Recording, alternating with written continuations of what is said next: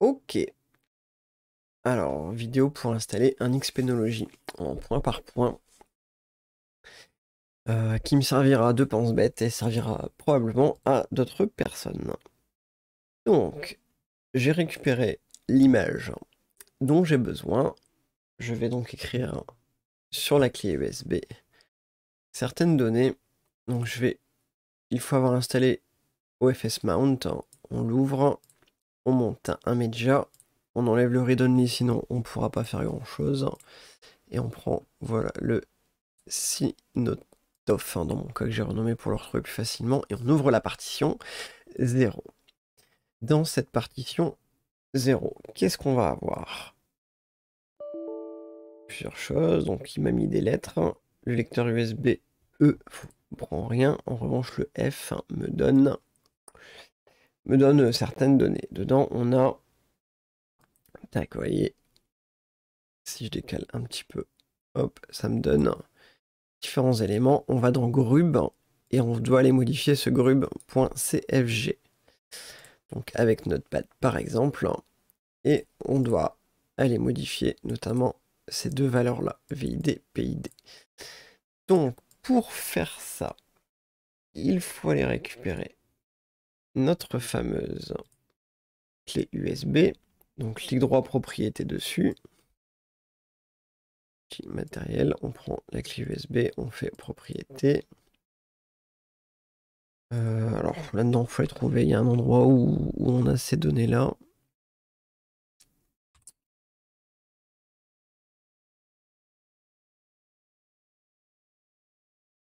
Là.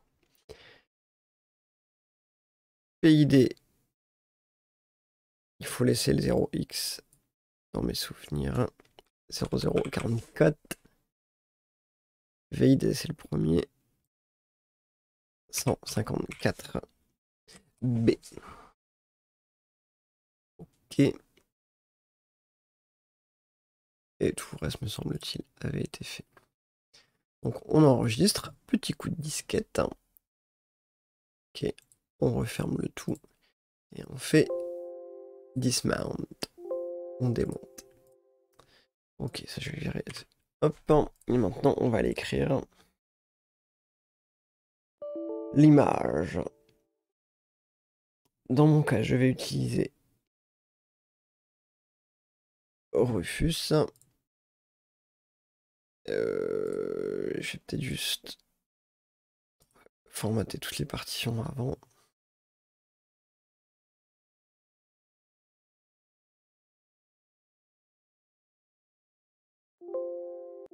Oui, oui.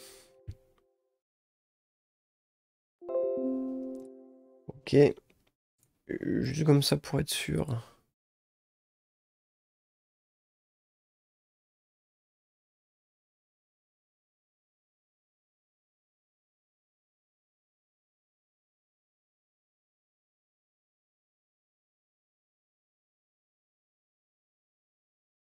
Ok. Donc, ça on peut fermer. Donc, Rufus, on va aller lui prendre l'ISO que j'ai modifié. Clac. Et on va l'écrire.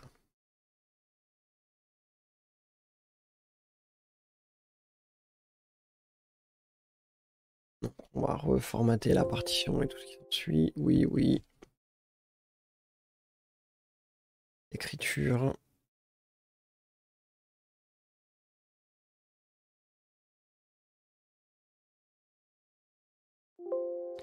Youpi. C'est prêt.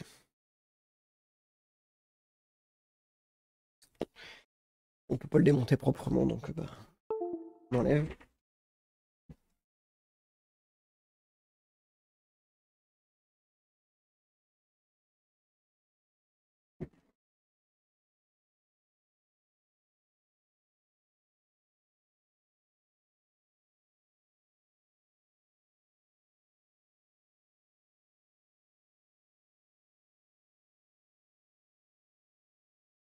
Voilà. On branche le tout. On démarre.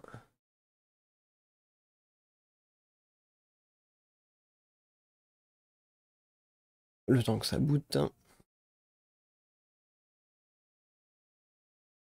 Ok, intro, this mode is blablabla. Happy hacking.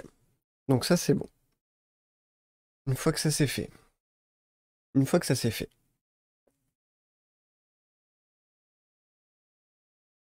Je prends Edge puisque j'ai rien dessus. On va sur find.synology.com. Donc ça va rechercher tous les périphériques Synology connectés au réseau local. Bien sûr, le NAS est sous tension avec un disque dur à l'intérieur et connecté au réseau. Voilà, 50.17. Donc dedans, on a un disque dur qui provient déjà d'un Synology à la base. On va donc essayer de le migrer, réinstaller. Je vais lui donner un pat à manger, installer. Alors, si ça tombe, bien souvent, c'est à cause du PID VID de la clé. Et peut-être même d'autres choses, mais je ne me souviens plus. Et c'est les deux gros points à prendre en compte. On va voir si ça prend bien le tout.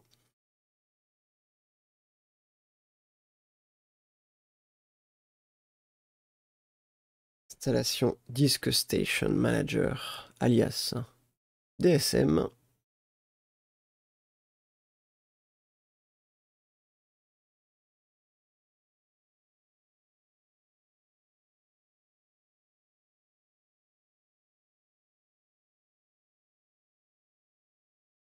Ce PID-GID sert à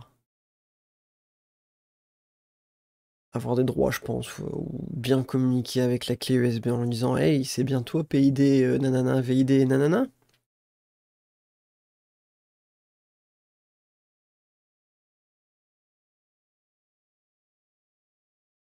Je pense que quand ça matche pas, ben.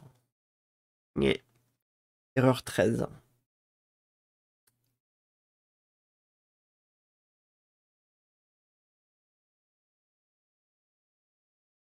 Ça boot, ça boot.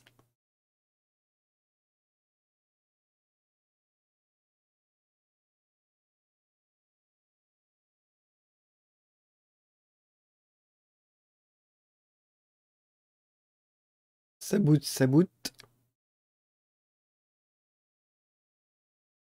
Ça installe pour être précis. Voilà, fin d'installation, 98%.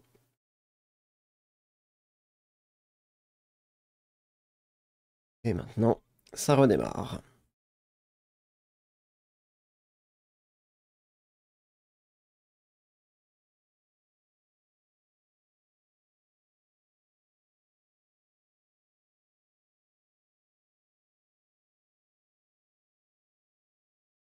Je travaille de mon côté, m'en voulez pas.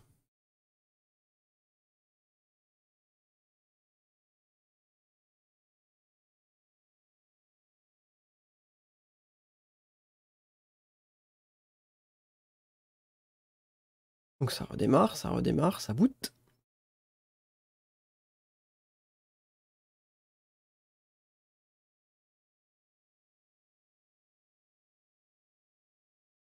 Patiente le temps que ça redémarre.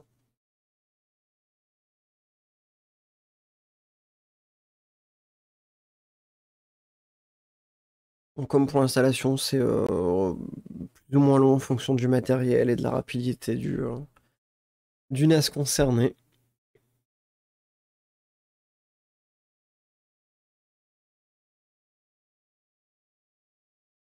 Bon, bien souvent, on est bien en deçà des 10 minutes annoncées.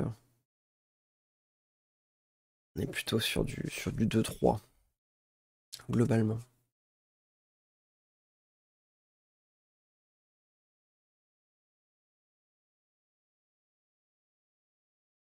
Donc là, pour l'instant, j'ai qu'un seul disque dur installé. Pour l'instant. Du moins de connecté, de branché.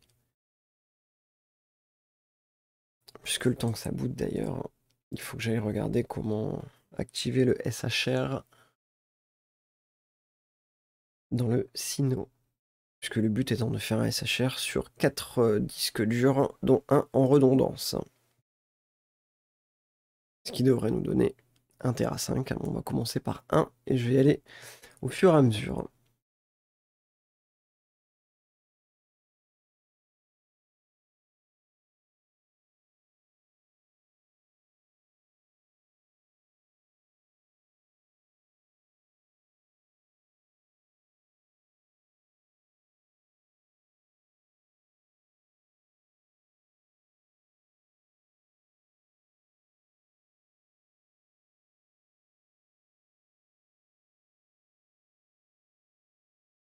Bon, bah, a priori, la doc que j'avais fait n'est plus.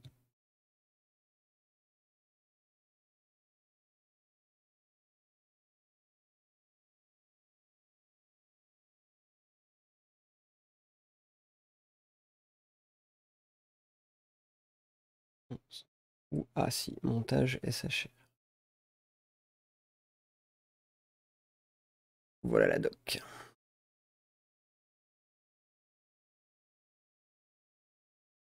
Le temps que ça redémarre. Alors en vrai, parfois c'est long, mais en vrai, parfois ça a déjà booté en fait, hein.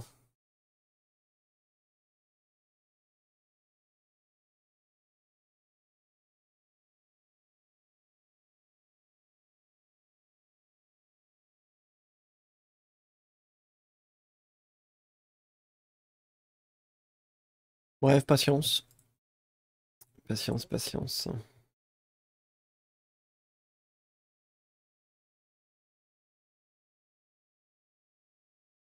Pendant ce temps.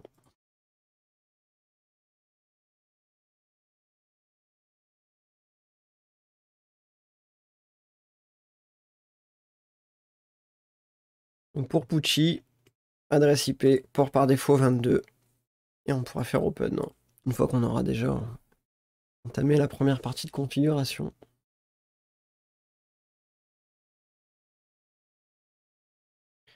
Bon, quand tu veux. Ah, c'est bon signe ça. Alors d'habitude, non. Le fait qu'on en était là.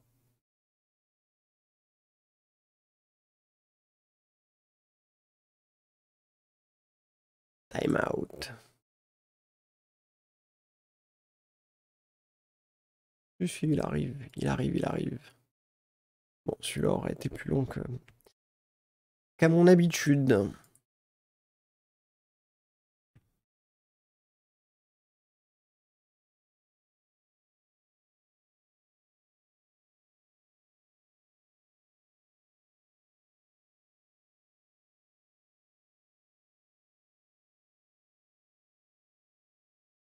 Hein?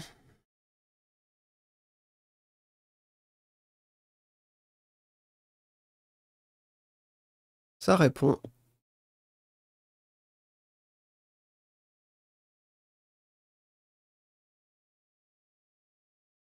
Hey, bonjour. Quel est le nom du serveur? Snogitaf. Mais non. Alors le compte sera d'abord pour moi. Mot de passe. Hop. Ok.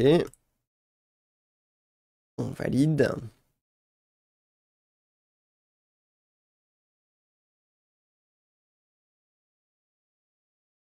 Tiens, d'ailleurs, je me suis gouré dans le nom. Bah, ça sera l'occasion de vous montrer où ça se situe. Alors moi, je ne veux pas de quick connect, donc omettre cette étape. Oui.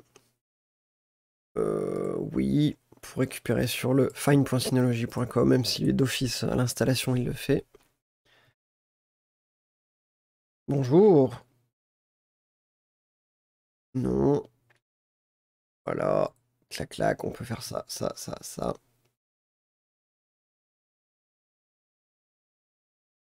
Ok. Donc, on a donc en haut à droite un petit volet là qui nous dit que le système est sain. On vient de l'installer, donc pas de souci. On a les deux petites flèches là qui va vers le haut, ça c'est quand on veut baisser. On voit rien mes caméras. Voilà, donc en haut à droite, on voit le système qui est sain. Les petites flèches, c'est ici là pour développer. Si on a besoin, en haut à droite, on peut modifier quelques données perso. Votre mot de passe, par exemple.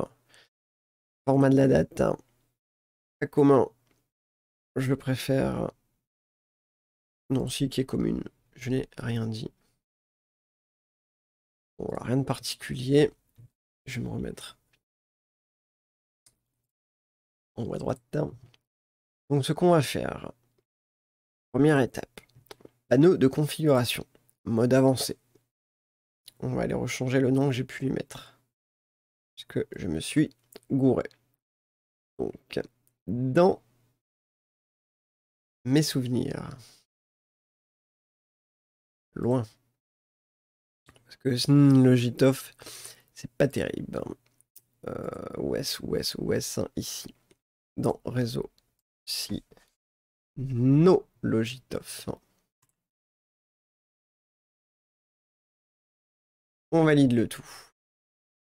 Première étape, initialiser notre disque dur. Donc pour ça, on a en haut à gauche les 4 petits points qui permettent d'avoir le visu sur les applications qui sont actuellement installées. Et on va sortir le gestionnaire de stockage. On va en avoir besoin. Hop. Donc qu'est-ce qu'il va nous dire? J'ai un disque dur qui est en vert, donc il est visible, connecté, puisque le système s'est installé dessus, mais il n'est pas utilisé, du moins pas pour l'instant. Le but du jeu, c'est quand on va faire créer ici, on puisse avoir du SHR, Synology Hybrid Red. Par défaut, eh bien on ne l'a pas. Donc, ce qui va se passer, je vais aller activer le SSH en port 22. Ok. On se rappelle que on doit accéder au Synology. Donc, port 22, IP, connexion. Outil vous dit, est-ce que c'est toi? Oui, c'est moi. Donc, login as. Je reprends mes notes. Mon compte. Mon mot de passe. OK. Mon compte sur Synology TOF. Alors, on dit sudo su pour avoir les droits administrateurs. Il redemande le mot de passe. Le mot de passe que j'ai inséré pour l'utilisateur Marc, forcément. On valide. On est connecté. Qu'est-ce qui est indiqué? On fait un CTRL-C copier, clic droit, coller, entrée. On va se mettre ça en un peu plus grand. Hop, descendre beaucoup plus bas. Outil n'affiche pas tout. OK. Donc, avec les flèches de son clavier, on descend.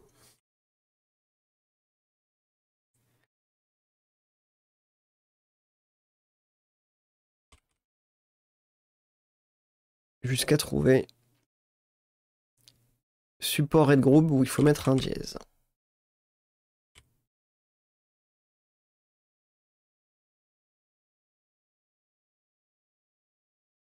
Dans mes souvenirs, c'est assez bas.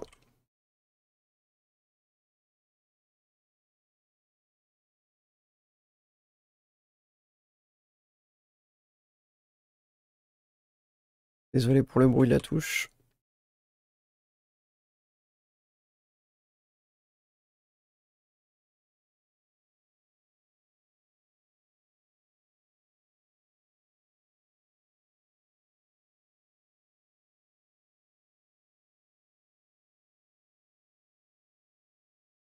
On doit pas être loin.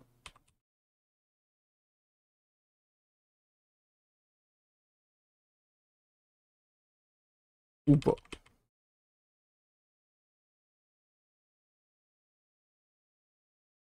support.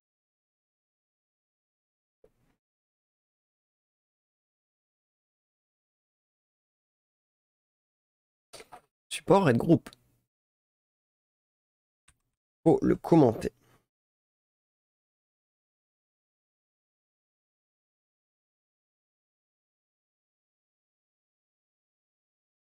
Bon, bref. On se met devant et on fait I. Insérer. On fait jazz.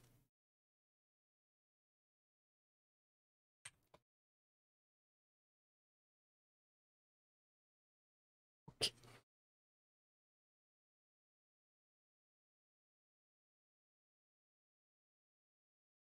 Ok. On va au bout et on va insérer.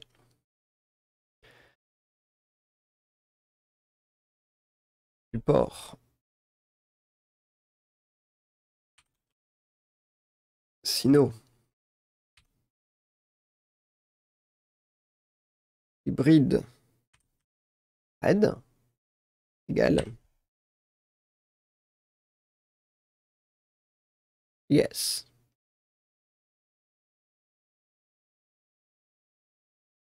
Et on ajoute support. Groupe. Égal. Yes. Ensuite, on fait 2 points WQ. 2 points? Non. WQ. 2 points WQ. Non. Ok. Si on enlève le I, non. Bon, il faut réussir à enregistrer.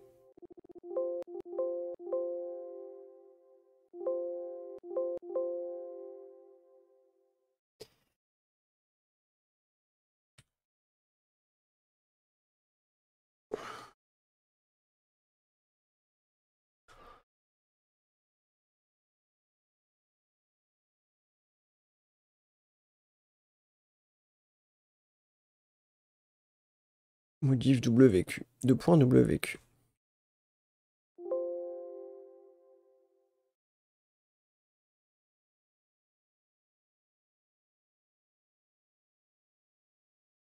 Alors,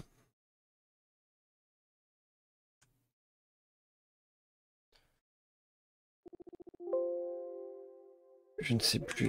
Je ne sais plus. En tout cas, je sais que là, on est... Ah, échappe. Échappe pour sortir. 2 points WQ. Échappe, 2 points WQ. Entrée. Ok. Une fois que c'est fait, on peut quitter ça. Exit. Exit. Et on va faire redémarrer. 50.17. Redémarrage en cours.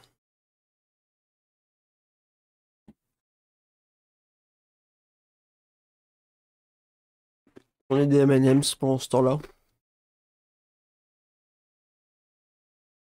Ça, c'était un derrière.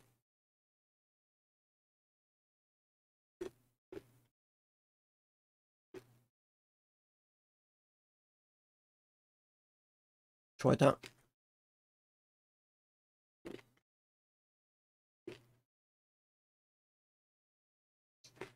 En reboot.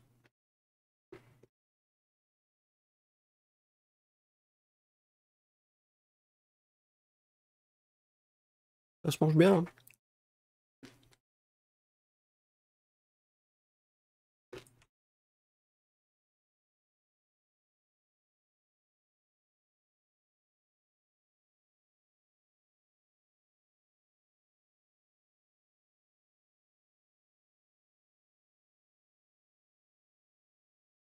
Autant que ça reboot. C'est ce fichier-là qui est lu pour indiquer les possibilités. Hein. Côté stockage.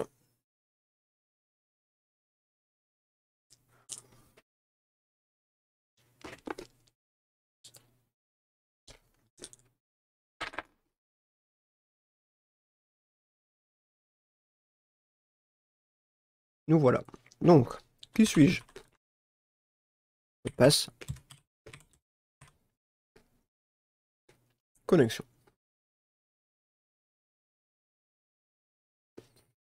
Ok. Panneau de configuration. Non. Stockage. Qu'on a sorti. Volume. Groupe de stockage. HDD.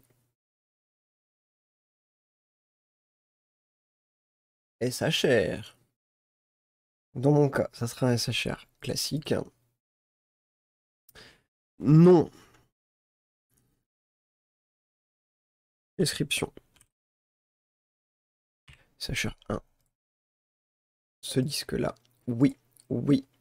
En BTRFS, l'ex4 est plus commun. Si vous mettez un Linux et que vous ouvrez la partition, ça sera plus facile à gérer, à travailler. Néanmoins, il y a beaucoup de paquets qui vont demander à utiliser du BTRFS. Donc mettez-le directement, vous gagnerez du temps. On sauvegarde.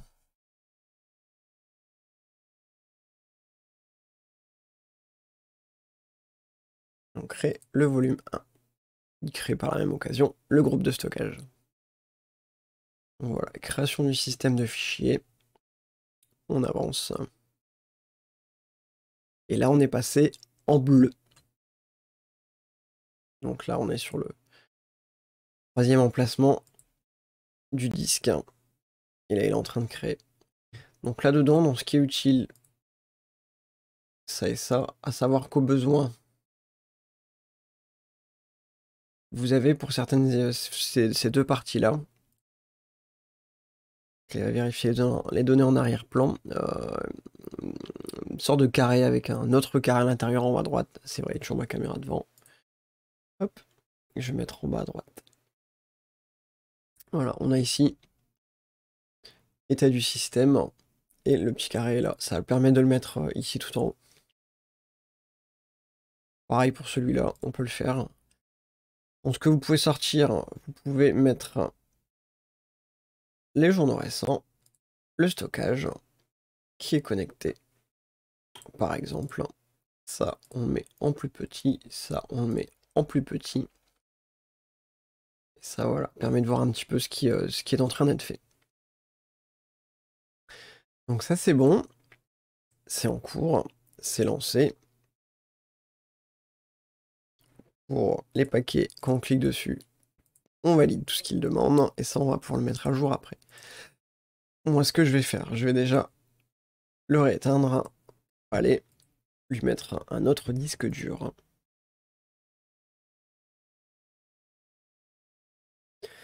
Donc j'attends que ça s'arrête et je redémarre. On pouvoir manger des M&M's. Des M&M's.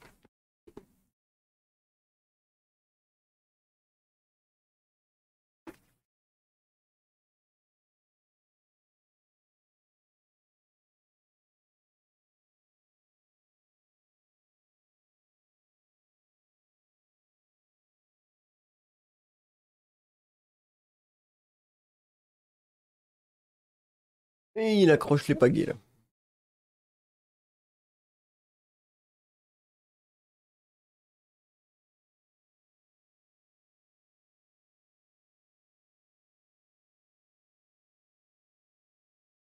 Allez mon gars, c'est éteint.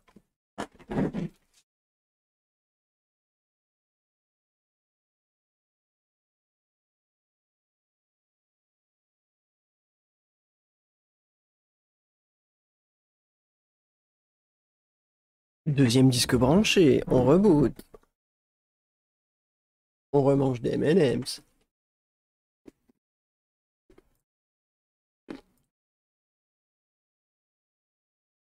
C'est reparti.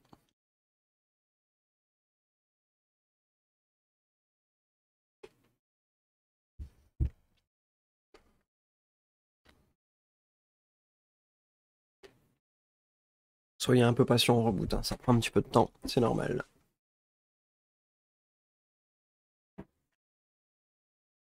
Pas d'inquiétude.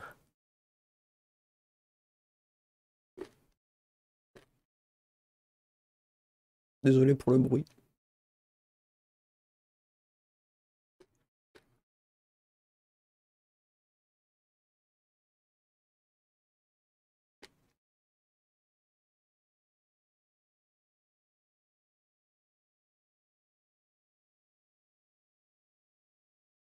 Il arrive, il arrive.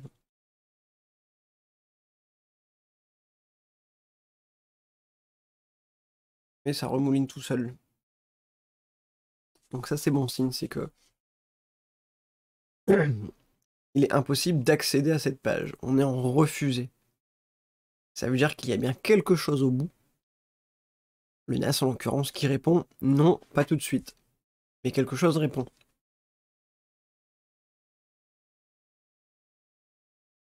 Voilà, nous y voilà. Hop.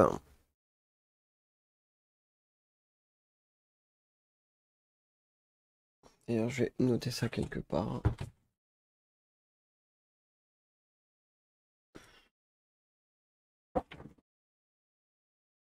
N'hésitez pas à vous mettre des petites notes dessus, sur vos disques durs, comme c'est le jour où ça tombe en panne.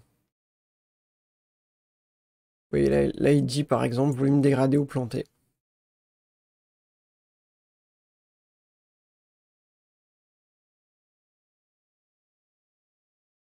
Ouais, en fait, ce qui se passe, c'est que ce volume-là était précédemment, pareil, dans un autre, synologie. Donc là, il se mord un peu la queue. Voilà, vous voyez. Et du coup, quand vous mettez dedans, il dit Hey, what the fuck? Je suis dans un autre synologie avec des dossiers que je ne connais pas et un système qui n'est pas le mien. Qu'est-ce que je fais? Donc il pète un message. Bon, petite notification. Voilà. Avant ce disque-là, on en avait deux. Bref, il y avait pas mal de choses dessus. Ils ne sont plus. Et donc là, vous voyez, on passe en échec de la partition système. Parce que ce volume-là est complètement foireux. Donc on supprime volume, groupe, tout ce qui va avec. Oui, oui, il vous demande à chaque fois le compte admin pour valider que vous êtes bien conscient de ce que vous êtes en train de faire.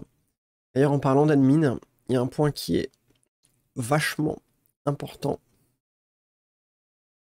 Pour l'instant, il en est erreur, mais on va corriger après. Donc un point vachement important qui est dans les utilisateurs. Vous prenez votre compte admin, ah bah c'est bon, il désactive de base, ce qui est parfait.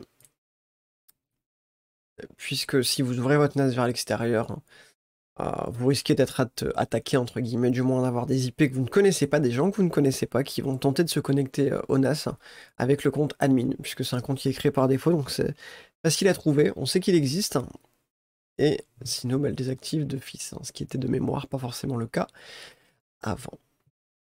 Donc, pour faire ça, on va faire tout simplement réparer, et on va repasser en ça. Il faut le temps que ça s'actualise, mais pas de stress. Dans le groupe de stockage, on va donc ajouter un disque, celui-là, le 4. Oui, ça sera effacé. J'aurais peut-être dû vous faire voir autre chose avant. Bon, on était de sans protection à avec protection. Puisque maintenant, on a deux disques. Donc le SHR, un disque en sécurité. Quand on n'en a qu'un, bon bah c'est tout. Il n'y a pas vraiment de sécurité. Si le disque là, je vous perdais tout. Là, on a mis un deuxième disque. Donc on n'a pas 1 Tera 2 fois 500 Go, mais seulement 1 fois 500 Go, puisqu'il y en a un qui est mis en redondance. Je vais faire de même, je vais rééteindre. Et ajouter un troisième disque. Non, d'abord tu attendras que ça soit terminé. Voilà, en tous les cas, vous voyez que le système, s'il est en train de faire quelque chose qui est important, qui ne peut pas l'arrêter, eh bien vous attendrez. Donc vous attendez, prévoyez du temps devant vous. Il faut le temps que ça tourne. Donc vous voyez que là tout est bien ça. Pendant ce temps-là, dans la partie HDD, vous pouvez voir hop, quelques infos importantes. À quel groupe de stockage appartient chaque disque? Ça peut aider. Les secteurs défectueux. Logiquement 0. On peut en avoir quelques-uns, c'est pas forcément dramatique, mais attention quand même. Les températures, important. Pas au-delà de 45-50 degrés, ça commence à être beaucoup. On évite que ça gèle aussi, si c'est dans des greniers, garages ou tout ce qui s'ensuit, pas en dessous de 5 degrés.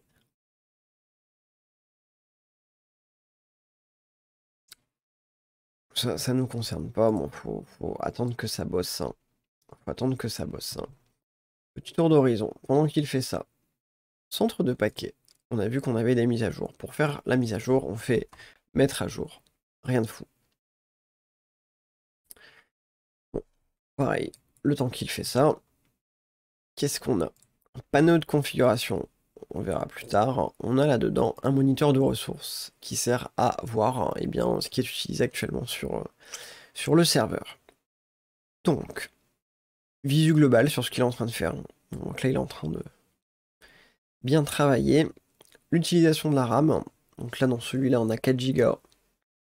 C'est beaucoup, puisqu'il n'utilisera pas tout ça. On peut avoir une vue un peu plus détaillée sur ce qu'on est en train de lui demander.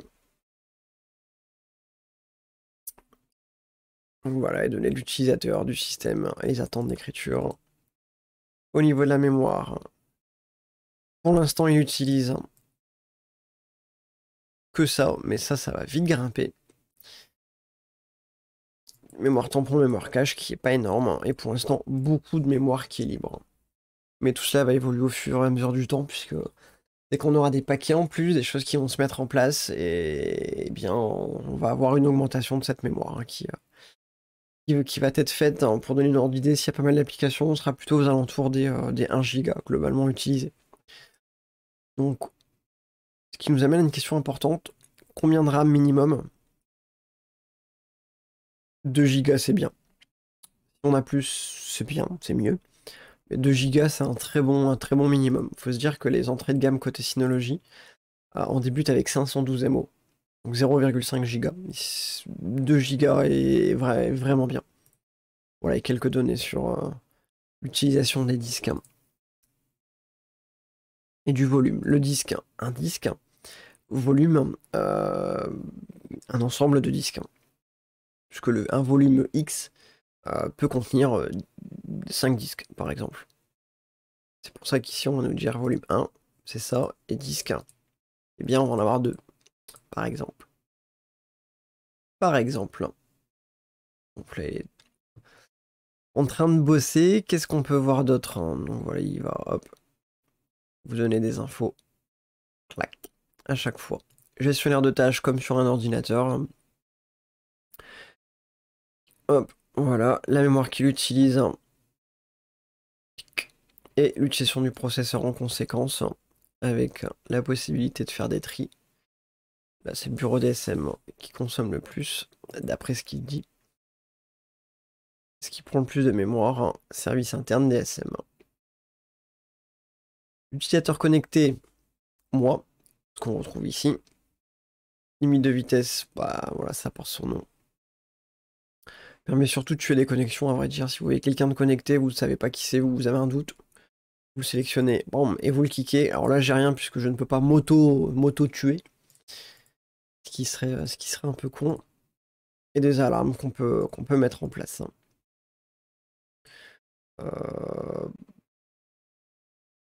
Bon, qu'on va pas utiliser ici, mais ça peut être du style le processeur est à plus de 80% pendant 15 minutes, pouf, alerte. L'alerte, ça sera un email qu'il faudra configurer pour qu'il puisse envoyer les infos et dire hey, attention, le système est très chargé depuis trop longtemps. Alors, c'est un exemple parmi tant d'autres. Et on a ici, dans le centre de paquet, plein de choses qu'on peut installer et qui vont être plus ou moins utiles. Dans les utiles, centre de journaux. Important. Ça va permettre de stocker tous les journaux système, donc tout ce qu'on voit ici en fait. Hein. Si je le sors, voilà, tac tac, et d'installer le centre de paquet, centre des journaux, installer, voilà, clac clac clac clac. Comme ça, on va lister tout ce qui se passe. Donc voilà, c'est chose faite. Au début, il démarre avec pas grand chose, et là, ça permet d'avoir beaucoup plus d'éléments. Qu'est-ce qui peut être utile là, comme ça, tout de suite?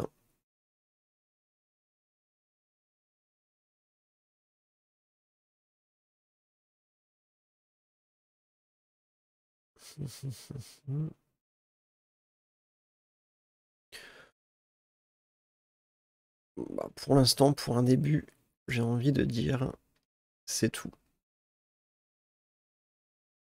Pour l'instant. Alors, on a un petit point rouge parce qu'on a installé le centre de journaux.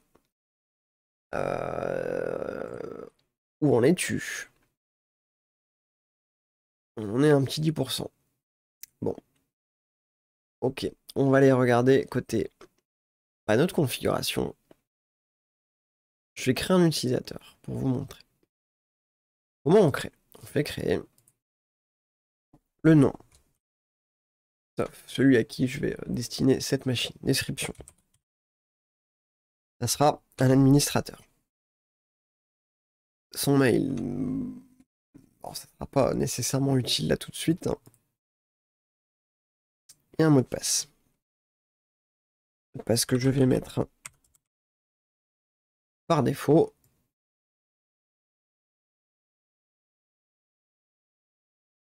Clac. C'est un administrateur. Voilà, vous pouvez faire suivant, suivant, puisqu'il aura accès à tout. Il est dans le groupe administrateur. Nous y voilà. Donc lui pourra également se connecter. Donc Marc, c'est également un compte admin. C'est juste un pour le fun. Ok. Groupe permet de gérer les utilisateurs dans un ensemble. C'est-à-dire que Toff et Marc. Je suis en... Donc je répète, Toff et Marc peuvent être dans un groupe. Et on gère les droits directement depuis le groupe, hein, ce qui peut être plus simple. Hein. Typiquement, là, on est dans le groupe admin. Dans les dossiers partagés, on va en créer un de base. On va appeler volume 1, par exemple, hein, sur le volume 1. Alors, je l'écris un peu différemment, ça pourrait aider pour s'y retrouver, bien que...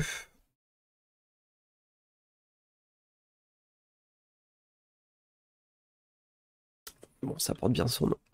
Cacher ce dossier partagé dans mes emplacements réseau. Laissez décocher, sinon vous ne verrez pas ça dans votre explorateur de fichiers. Typiquement, là, ce qui va se passer... Tac, Sinotof. Voilà, quand on va se connecter ici, alors je montre pas tout volontairement, ici, donc là dans la partie réseau, on a Sinotof. Quand on l'ouvre, il va nous dire qui es-tu? Marc, mot de passe. Et celui-ci, toc toc toc, tu peux rentrer. Voilà, à partir de là, on pourrait déjà commencer à créer des dossiers, à stocker dedans. Et à faire ce qu'on a besoin de faire. Donc là, on a un dossier comme ça basique. Voilà, somme toute assez bateau. Donc pour l'instant, rien de fou.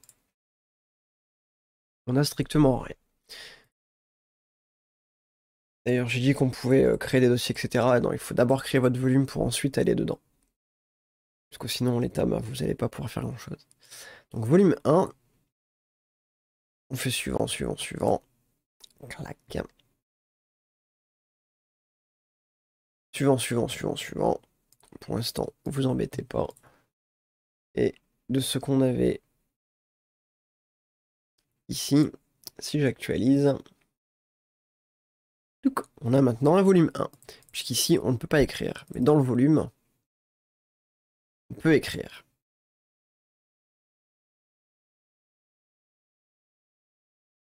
On peut supprimer. Donc on a les droits de lecture de suppression. Tout ce qu'on supprime par défaut va dans une corbeille qui s'appelle recycle. Pardon pour l'anglais. Mais qui veut dire corbeille, hein, tout simplement, puisqu'il y a des règles qui pourront s'appliquer ensuite de gestion à cette corbeille, qui permet de définir quand les vider finalement. Tout ça, ça sera plutôt dans la partie planificateur de tâches qu'il faudra le faire. Typiquement, voilà, créer une tâche de corbeille. quand vous videz votre corbeille, tous les jours, tous les week-ends, bon voilà, on peut faire une fois le dimanche. À quelle heure? À 10 h tous les jours. Pouf, pouf. Alors j'ai été un peu vite, mais ce qu'il a dit ici, donc c'est vider toutes les corbeilles de tous les dossiers. Dès qu'il y aura une corbeille, il pourra la vider. Le cas échéant, il faut, quand on aura plusieurs éléments, les mettre à l'intérieur. Je conseille de vider toutes les corbeilles et tout ce qui est dedans. Donc l'idée, c'est que tout ce que vous supprimez ne se supprime pas vraiment tout de suite. Ça reste dans votre dossier poubelle. Donc ce que vous supprimez le lundi reste dans le dossier. Toutefois, si vous avez besoin de le récupérer, vous pouvez le récupérer, puisqu'il est dans votre corbeille. En revanche, le dimanche, à l'heure que vous aurez définie, là dans l'exemple, à 10 h, eh bien, il purge, il supprime tout. C'est une petite sécurité qui permet de récupérer un fichier qu'on aurait supprimé par mégarde. On peut aller le rechercher. Après, une fois qu'il est supprimé, il est supprimé. Ça sera définitivement perdu. Pour en supprimer une icône, clic droit, supprimer le raccourci. Où en es-tu? 13%. Bon, on a encore le temps.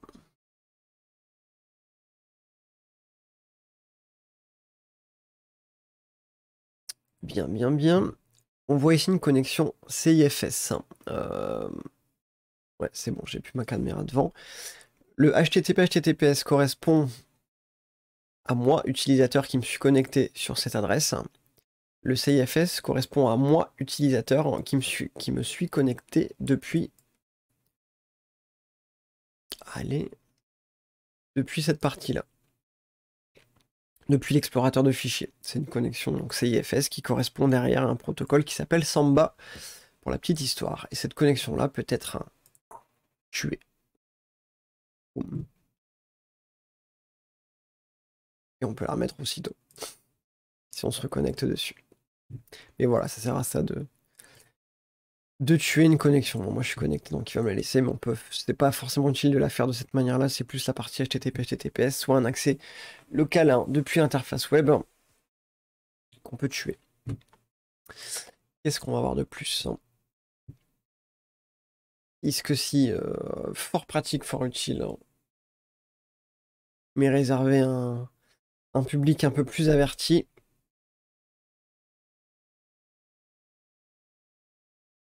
Après, il va vraiment falloir chercher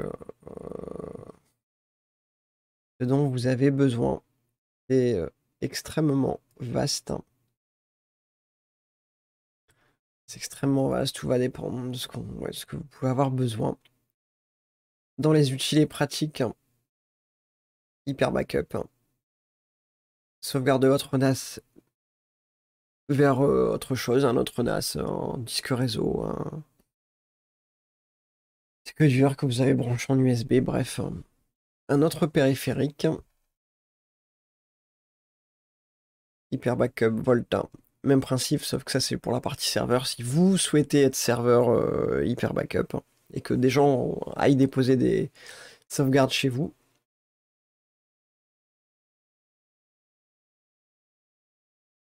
Virtual Machine Manager pour créer des machines virtuelles, WebStation. Si vous souhaitez créer un site web, vous en aurez besoin. On a du WordPress qu'on peut installer dessus. WebDAV, c'est pour un montage en partage de fichiers un peu spécifique. Vidéostation préférée Plex. Sachant qu'on a une charge partie que j'ai pas encore montré, mais c'est vachement cool. Drive.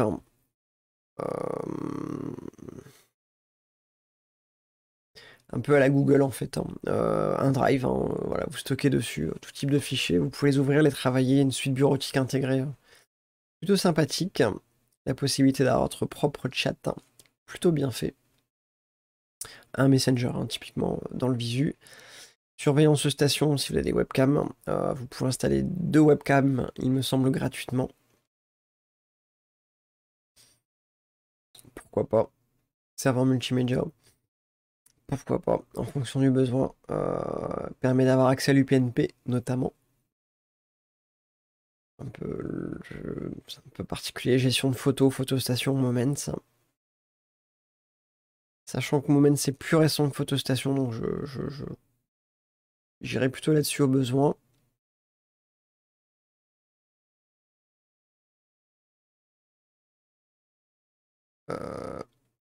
CMS, Central Management System, utile si vous avez plusieurs NAS chez vous. Ça permet de tout gérer, enfin de centraliser un petit peu la gestion.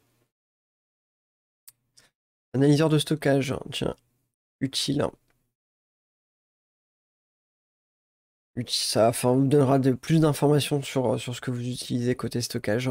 Active Backup for Business, qui peut être super pratique aussi. Là, c'est plus pour faire un backup d'un serveur distant. Ou vous avez chez vous un autre serveur en parallèle. Depuis ce serveur-là, vous pouvez aller vous connecter sur l'autre serveur et aller récupérer un certain nombre de données. Avec la sauvegarde incrémentielle, etc. Donc c'est plutôt bien foutu aussi, cette partie-là.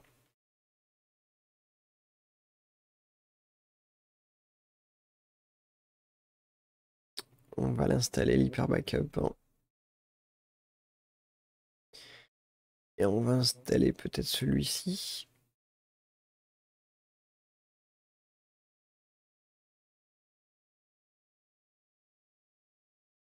Enfin, bref, après, voilà, c'est à déterminer en fonction du besoin. Et ouais, l'installation est pas très compliquée en soi. Voilà, un petit visuel ici. Quand on n'en veut plus, eh bien, on fait soit stop, conserver le paquet, l'application dans le système, mais elle est arrêtée.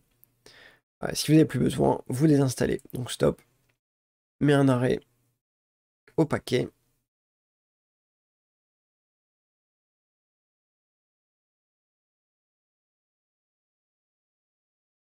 Et désinstaller pour le désinstaller avec les confirmations qui vont bien. À décocher ou non en fonction du besoin. Si vous souhaitez vraiment tout enlever, bon, on supprime définitivement l'intégralité et ça les installe. C'est pas plus compliqué que ça. Bon, eh bien, on va s'arrêter là. Pour cette partie, on va attendre que ça progresse et on reprendra un petit peu plus tard. Et tchuss!